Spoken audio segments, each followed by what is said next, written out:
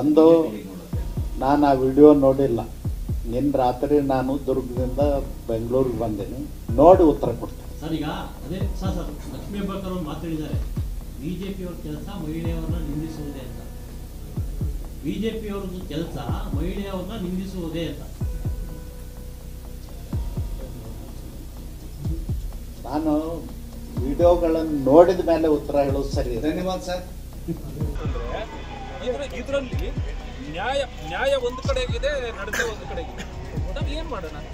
ಯಾರು ಹೇಳೋದು ಇದನ್ನ? ಮುಖ್ಯಮಂತ್ರಿ ಇವಾಗ ಮೀಟಿಂಗ್ ಇತ್ತು, ಅಲ್ಲಿ ವಿಜಿಲೆನ್ಸ್ ಕಮಿಟಿದು, ಅಲ್ಲಿ ಆದರೂ ಎತ್ತೋಣ, ಬೇಗ ಅದನ್ನು ಸ್ಟಾಪ್ ಮಾಡ್ಸೋಣ ಅಂತಂದ್ರೆ ಅವ್ರು ಇವತ್ತು ಮೀಟಿಂಗೇ ಕ್ಯಾನ್ಸಲ್. ಸರ್, ಚೀಫ್ ಸೆಕ್ರೆಟರಿ ಅವರು ಕರ್ನಾಟಕಕ್ಕೆ ಇಲ್ಲ, ಬರೀ ಮುಖ್ಯಮಂತ್ರಿ ಇಲ್ಲ ಪಾಪ ಅವ್ರಿಗೆ ನಾವು ಹೇಳಿ ಅದಕ್ಕೋಸ್ಕರ ಅವ್ರಿಗೆ ಕೇಳ್ಬೋದಲ್ಲ. ಅವರು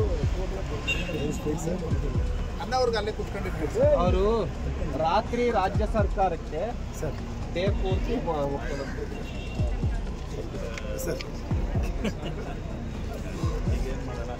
ಅವರು ರಾತ್ರಿ ರಾಜ್ಯ ಸರ್ಕಾರಕ್ಕೆ ಡೇ ಪೂರ್ತಿ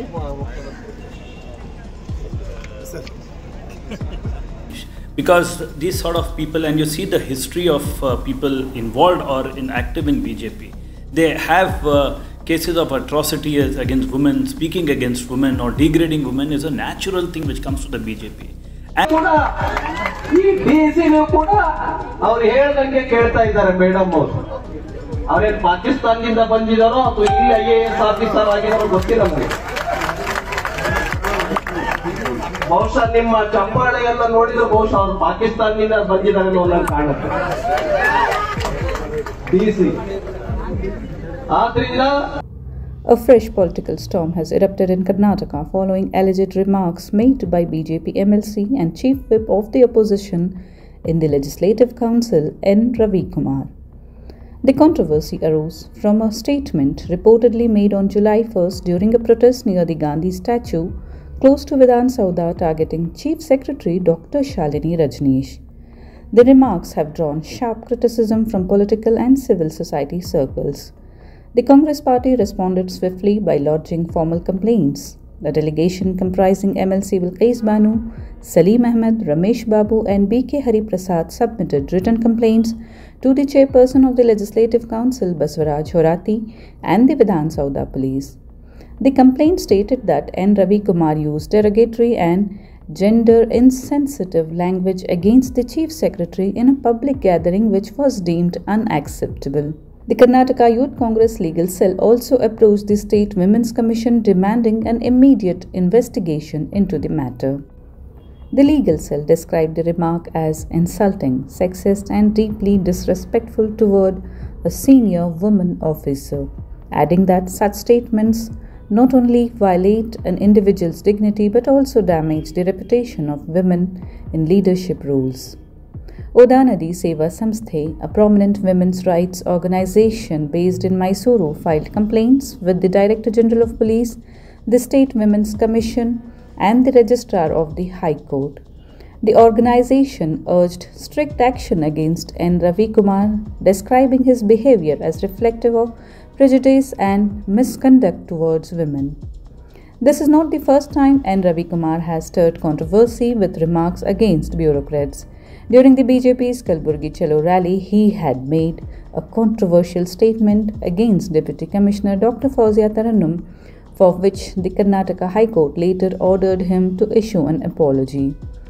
In response to the current incident, the Karnataka IAS Officers Association released a strong statement condemning Ravi Kumar's remarks as vulgar, defamatory, and an attack on the dignity of a senior officer.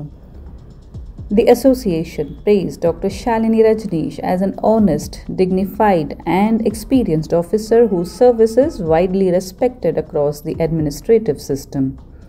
It further asserted that such remarks weaken the integrity of the entire public service. The association demanded a public and unconditional apology from N. Ravi Kumar, legal action under appropriate laws, a formal resolution of censure to be passed in the Legislative Council. Amid this growing controversy, N. Ravi Kumar issued a clarification statement on July 3rd, denying all allegations and rejecting the charges leveled against him. See, N. Ravi Kumar's statement is the BJP culture.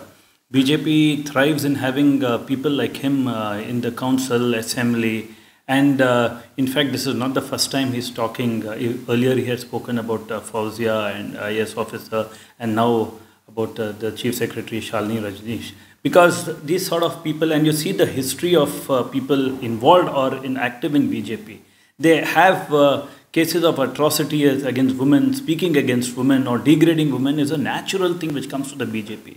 And since they all very well know that the echo chamber of BJP is such that the more they spew hate and talk in a divisive manner and degrade women, they will be appreciated by their high command and the more higher positions they will get.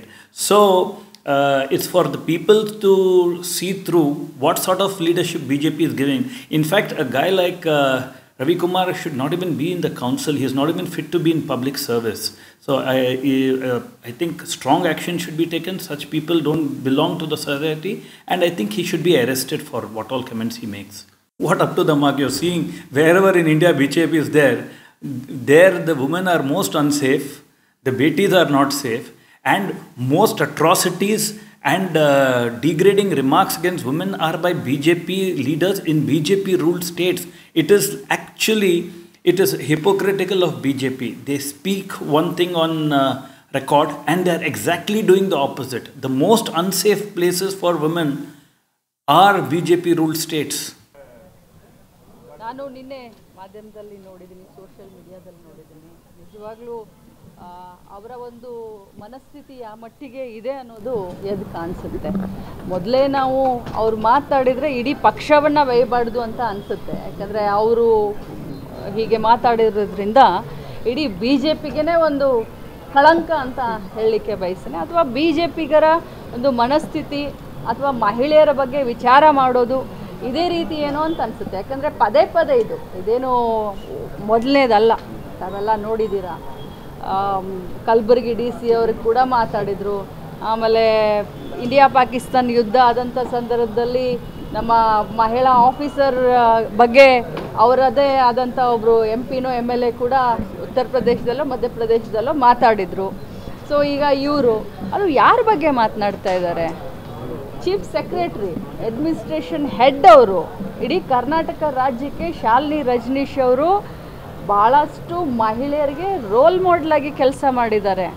2004ರಲ್ಲಿ ಬೆಳಗಾವಿಯ ಜಿಲ್ಲಾಧಿಕಾರಿಯಾಗಿ ಫ್ಲಡ್ನಲ್ಲಿ ಅವರು ಕೆಲಸ ಮಾಡಿದ ನೋಡಿದಾಗ ನಾವೇ ಎಷ್ಟು ಹೆಮ್ಮೆ ಪಟ್ಟಿದ್ವಿ, ಒಬ್ಬ ಮಹಿಳೆಯಾಗಿ ಈ ರೀತಿ ಕೆಲಸ ಮಾಡಿದ್ದಾರೆ ಅಂತ. ಇವತ್ತು ಅವ್ರು ಚೀಫ್ ಸೆಕ್ರೆಟ್ರಿ ಇದ್ದಾರೆ, ನಾನು ಸರ್ಕಾರದಲ್ಲಿ ಒಬ್ಬ ಮಂತ್ರಿಯಾಗಿ ಕೆಲಸ ಮಾಡ್ತಾಯಿದ್ವಿ. ಆವಾಗ ನನಗೂ ಕೂಡ ಅವರು ರೋಲ್ ಮಾಡೆಲ್ ಆಗಿತ್ತು. ಇಂಥ ಸಂದರ್ಭದಲ್ಲಿ ಯಾವುದೇ ಮಹಿಳೆ ಇರಲಿ, ಅದು ಚೀಫ್ ಸೆಕ್ರೆಟರಿ ಇರಲಿ, ಲಕ್ಷ್ಮೀ ಹೆಬ್ಬಾಳ್ಕರ್ ಇರಲಿ, ಅಥವಾ ಹಾದಿ ಬೀದಿಯಲ್ಲಿ ಹೋಗುವಂಥ ಯಾವುದೇ ಮಹಿಳೆ ಇರಲಿ, ಮಹಿಳೆಯರ ಬಗ್ಗೆ ಮಾತನಾಡಬೇಕಾದ್ರೆ 1000 ಸತಿ ವಿಚಾರ ಮಾಡಬೇಕು. ಅದರಲ್ಲೂ ಈ ರೀತಿ ಮಾತನಾಡ್ತಾರೆ ಅಂತಂದರೆ ಇದನ್ನು ಹಕ್ಕನ್ನು ಕೊಟ್ಟವ್ರು ಯಾರು? ರವಿಕುಮಾರ್ ಅವ್ರಿಗೆ.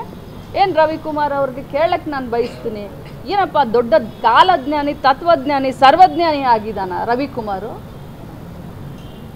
ಆಗಿದಾನ ಅಂತ ವರ್ಡ್ ಯೂಸ್ ಮಾಡಿದ್ದಕ್ಕೂ ಕೂಡ ನನಗೆ ಮರ್ಯಾದೆ ಹದ್ದಲ್ಲಿ ನಾವು ಮಾತಾಡಬೇಕು ಅಂತ ಇಮಿಡಿಯೇಟ್ ಆಗಿ ನನ್ನ ಇಂಟೆನ್ಷನ್ ನನಗೆ ಹೇಳುತ್ತೆ. ಇಂಥ ಒಂದು ಸಮಾಜದಲ್ಲಿ ಇದ್ಕೊಂಡು BJPಯ ಚೀಫ್ ವಿಪ್ ಆಗಿ ಇಂಥ ಚೀಪ್ ಬಿಹೇವ್ ಮಾಡ್ತಾರೆ ಅಂತಂದರೆ ಉಗಿಬೇಕು ಅವ್ರನ್ನ. ಇಡೀ ಮಹಿಳೆಯರು, ಇಡೀ ಕರ್ನಾಟಕ ರಾಜ್ಯದ ಮಹಿಳೆಯರಷ್ಟೇ ಅಲ್ಲ, ಎಲ್ಲ ಮಹಿಳೆಯರು ಅವ್ರು ಎಲ್ಲಿ ಹಾದಿ ಬೀದಿಯಲ್ಲಿ ಸಿಗ್ತಾರೋ ಅಲ್ಲಿ ಅವ್ರನ್ನ ಹಿಡಿದು ಅವ್ರನ್ನ ಕೇಳಬೇಕು ಅಂತ ನಾನು ಆಗ್ರಹಿಸ್ತೀನಿ. ಸರ್ಕಾರ ಇದೆ, ನೀವು ಸಚಿವರಾಗಿದ್ದೀರಾ, ಇದುವರೆಗೂ ಸಹ ವಿರುದ್ಧ ಒಂದು FIR ಹಾಕಿಸುವಂತ ಕೆಲಸ ಹೋಗಿಲ್ಲ. ಅವ್ರ ಮುಖ್ಯ ಕಾರ್ಯದರ್ಶಿ ಇರ್ಬೋದು, ನೀವು ಮಹಿಳಾ ಕಲ್ಯಾಣ ಸಚಿವರಾಗಿರ್ಬೋದು, ನಿಮ್ಮ ಸರ್ಕಾರ ಅಧಿಕಾರದಿದ್ರು ಸಹ ಅವ್ರ ವಿರುದ್ಧ ಒಂದು FIR ಹಾಕುವಂತ ಕ್ರಮ ಹಾಕಲಿ ಯಾಕೆ? ಈಗಾಗಲೇ FIR ಆಗಿದೆ, ಆಗಿಲ್ವಾ? ಆಗುತ್ತೆ, ಅದು ಆಗುತ್ತೆ.